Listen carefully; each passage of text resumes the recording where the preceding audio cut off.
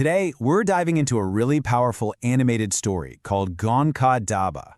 Now, this is a story all about what happens when old traditions clash with new ambitions, and how one single misunderstanding can push an entire community right to the edge. Let's jump in. Just imagine this scene for a second. You've got an angry mob. They're holding sticks and stones, and they are screaming for a brand new restaurant to be completely destroyed. So, what could possibly drive a peaceful village to this level of rage? To figure that out, we've got to go all the way back to the beginning. So, our story kicks off with our main character, Arjun. He's a young guy, just arrived from the big city, and he's really just looking for a fresh start. His dream seems simple enough. He wants to build a new business from scratch, somewhere far away from the city's crazy competition. Arjun's vision is really what sets this whole thing in motion. See, he isn't planning to open a traditional dhaba, which, is way more than just a roadside diner. It's like the social hub of the village. Nope. He wants to open a modern restaurant and serve stuff the village has never even heard of, like pizza and pasta. This ambition immediately puts him on a collision course with the heart and soul of the village's food scene, the much-loved Mithu Dhaba. And right there, that's where our central conflict really starts to take shape. It's a classic story, right? Old versus new, tradition versus modernity, and it's all centered around two very different places to eat, and they're equally different owners. On one side, you have Mithu. He's the owner of the local dhaba, and he is beloved. Seriously, he's more than a business owner. He's part of the community's fabric. When he first meets Arjun, he gives him this piece of advice that just perfectly captures his whole philosophy. It's all about respect and generosity. He even tells Arjun he'll send his own customers over to try the new place. This slide just lays it all out, doesn't it? Arjun's restaurant is the modern, new thing, this urban idea plopped right into a rural village. Mithu's Dhaba, on the other hand, is the village heartbeat. It's comfort food, it's tradition, it's a part of daily life. It is a culture clash served up on a plate. Now, at first, Arjun's new place looks like it's going to be a hit. The novelty of it all brings people in, and business is good. But, well, the story takes a pretty sharp turn, going from this initial success right into a full-blown crisis. For the first few days, yeah, business is booming. But just a few weeks later, the customers just disappear. Arjun tries everything he can think of, special offers, promotions, but nothing's working. The novelty is worn off, and the villagers are just going back to what they know and love. And then, he gets the final blow, a phone call.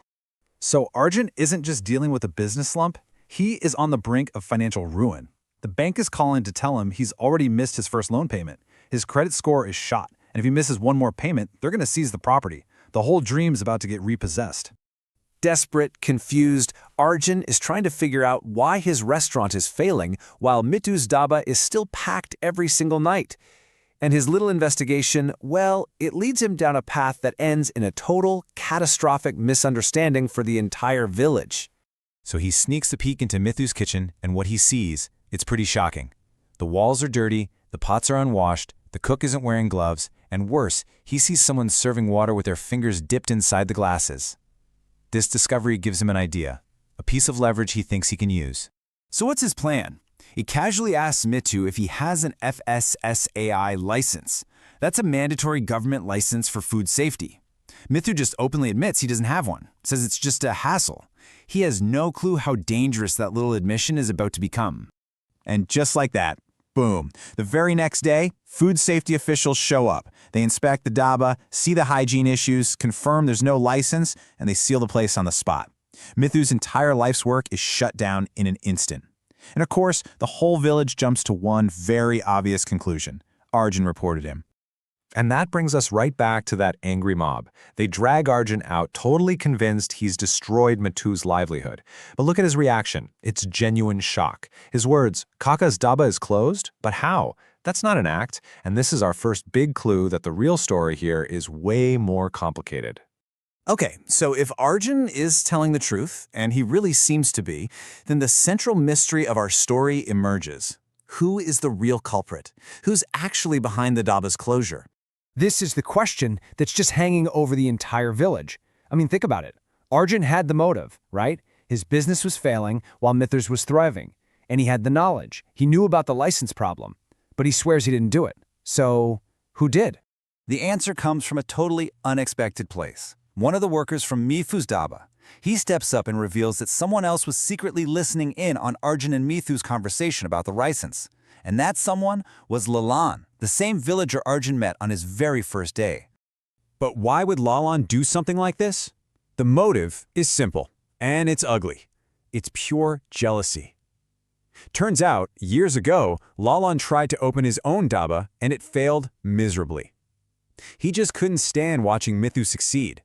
So, the village head, the Sarpanch, sets this really clever trap. He confronts Lalan, but he doesn't mention a complaint at all. And in his panic to defend himself, Lalan blurts out something about the complaint, accidentally revealing he knew about it the whole time. Busted. So, with the truth finally out, all that tension just breaks. The community is left to pick up the pieces, a damaged restaurant, a sealed-up dhaba. But out of this whole crisis, an opportunity appears, not just to rebuild, but to build something even better, together.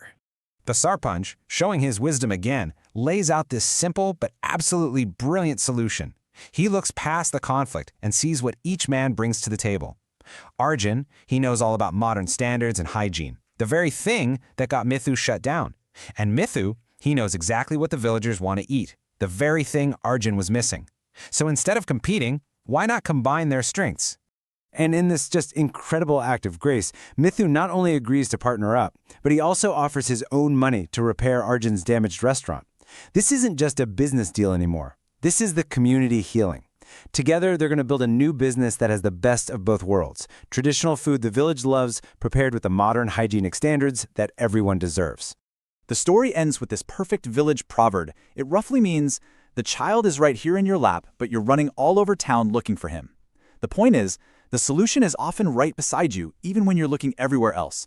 Arjun and Mithu thought they were rivals, threats to each other's survival, but in reality, they were the perfect solution to each other's problems.